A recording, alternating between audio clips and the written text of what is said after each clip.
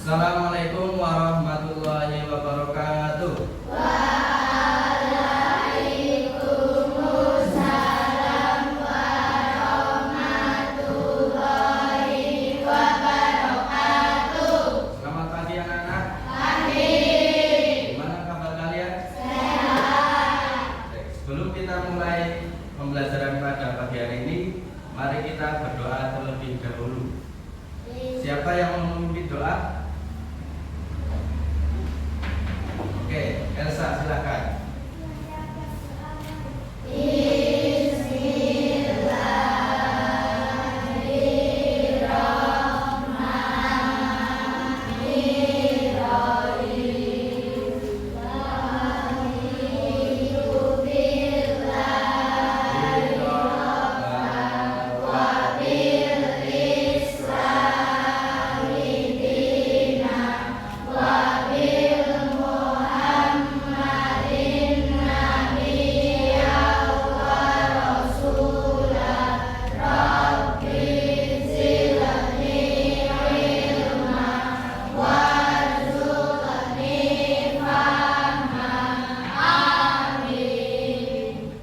Beri salam kepada Pak Guru. Selamat pagi Pak Guru. Selamat pagi. Oke, sebelum kita mulai pelajaran, Pak Guru absen dulu ya. Ada yang tidak berangkat? Berangkat semua? Ya, oke.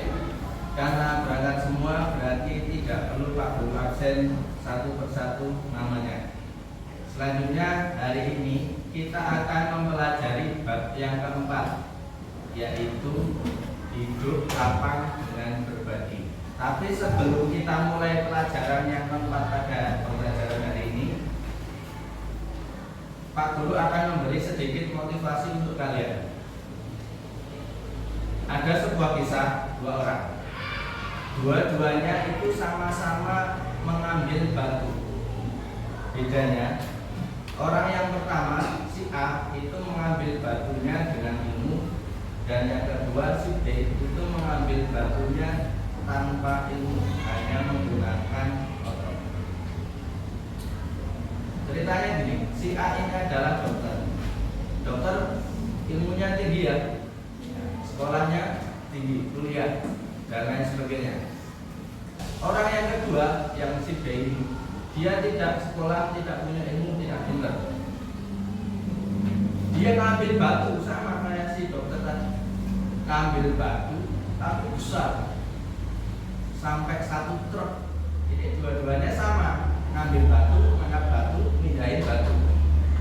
Tapi untuk yang dokter tadi, ketika sudah selesai pasiennya diambil batunya kecil tadi, ditanya, "Dok, bayar berapa?" Berapa kira-kira? Mahal nggak? Mahal. Ya. Dokter bilang berapapun pasti dibayar.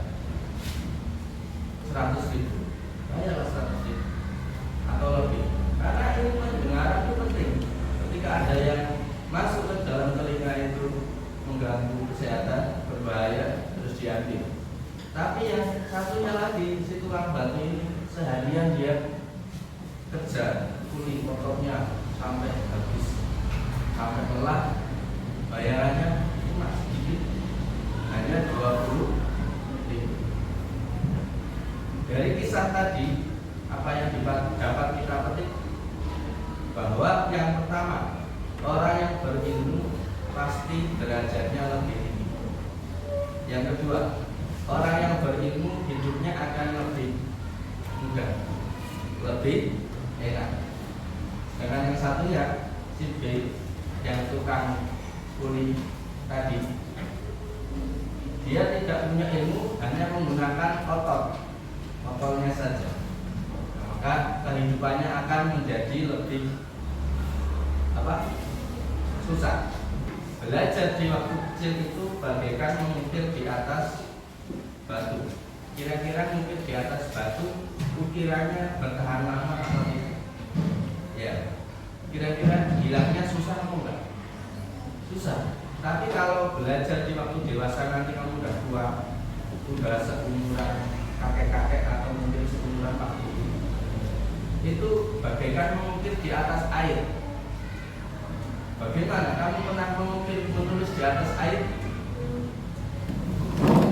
Kira-kira langsung hilang atau masih tersisa ada bekasnya sampai lama? Langsung hilang. Makanya mumpung kalian masih kecil, belajarnya yang rajin. Pelajari apapun, terutama sekolah. Karena kalian sekolah belajar, maka kewajibannya adalah belajar. Ya, pelajaran kita pada pagi hari ini. Ya, yang pertama, kalian nanti mampu meyakini makna zakat. Yang kedua, mampu membiasakan perilaku zakat. Yang ketiga, mampu menjelaskan makna zakat dan ketentuannya. Yang keempat, mampu menciptakan ide-ide atau kegiatan yang serupa atau mirip dengan zakat. Kita saksikan slide atau PowerPoint yang telah Pak Guru sediakan. Ada seorang sahabat Rasulullah bernama Salabah. Salabah adalah orang yang sangat miskin. Rasulullah meminta Salabah untuk menerima rezeki yang ada dengan tawakal dan mengingatkannya untuk bersyukur agar Allah menambah nikmatnya. Namun Salabah bersikeras ingin menjadi orang kaya. Maka kemudian Rasulullah memberi sepasang domba kepada Salabah untuk dijadikan modal usaha. Dengan izin dari Allah, domba-domba itu berkembang biak dengan sangat baik, hingga ratusan jumlahnya. Salabah pun memiliki kebun kurma yang luas dan subur. Dalam waktu yang singkat, Salabah pun akhirnya dikenal sebagai orang yang kaya raya. Sayangnya, hati dan pikiran Salabah dikendalikan oleh hawa nafsu. Saking takutnya kehilangan harta, Salabah sampai lupa dengan ibadah. Salat berjamaah pun ia tinggalkan karena terlalu sibuk mengurus ternak dan kebunnya. Hingga suatu hari datanglah wahyu tentang zakat turun kepada Rasulullah. Rasulullah pun meminta Ali bin Abi Thalib untuk menagih zakat kepada Salabah. Salabah, Rasulullah mengatakan bahwa engkau harus membayar sebagian dari kekayaanmu untuk fakir miskin, ujar Ali. Namun Salabah menjawab dengan ketus. Buat apa zakat bagi fakir miskin? Tidak, tidak. Saya menolak membayar zakat. Rasulullah khawatir memikirkan jika kelak Salabah dilaknat oleh Allah karena tidak mau membayar zakat.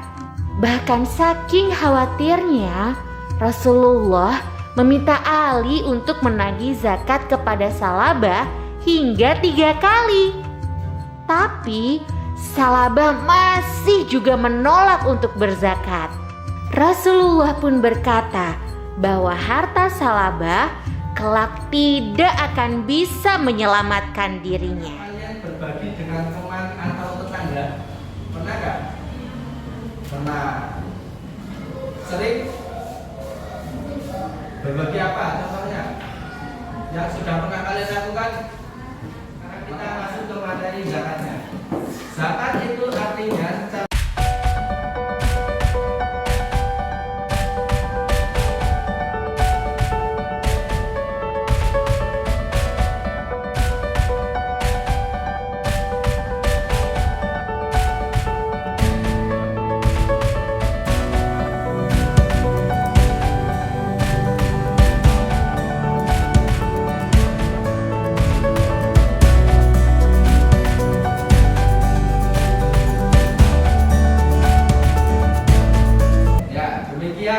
penjelasan tentang zakat. Sekarang Pak Guru akan membagi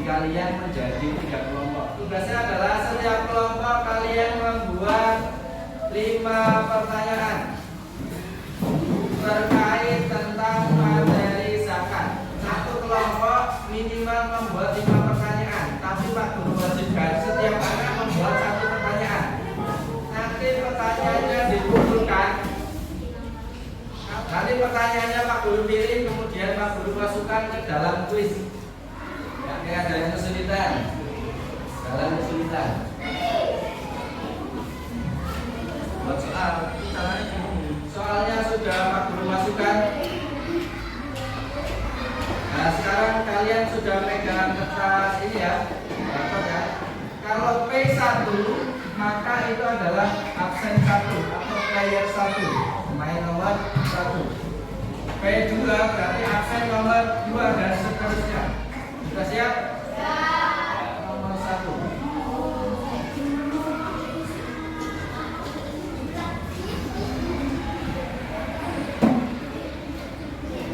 Kalau itu 1, 2, 3.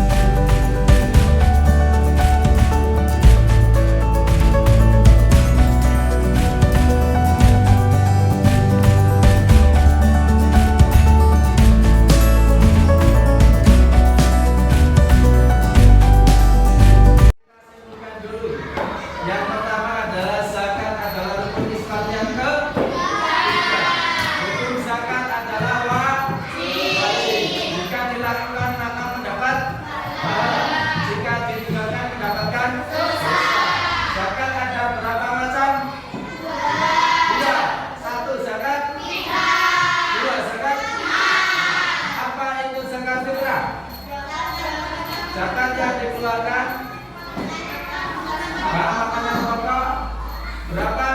2,5. Bagaimana perasaan kamu mengikuti pembelajaran menggunakan kuis hari ini? Senang atau tidak? Senang. Yang kedua kalian dari 1 sampai 10. 10 jadi 9, 8, 7, 6. Lima ada reward buat yang tadi paling tinggi. Ya. Yang nomor 1 adalah player 12. Itu siapa silakan.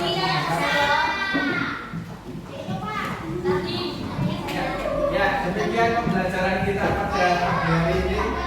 Mari kita tutup ya dengan bacaan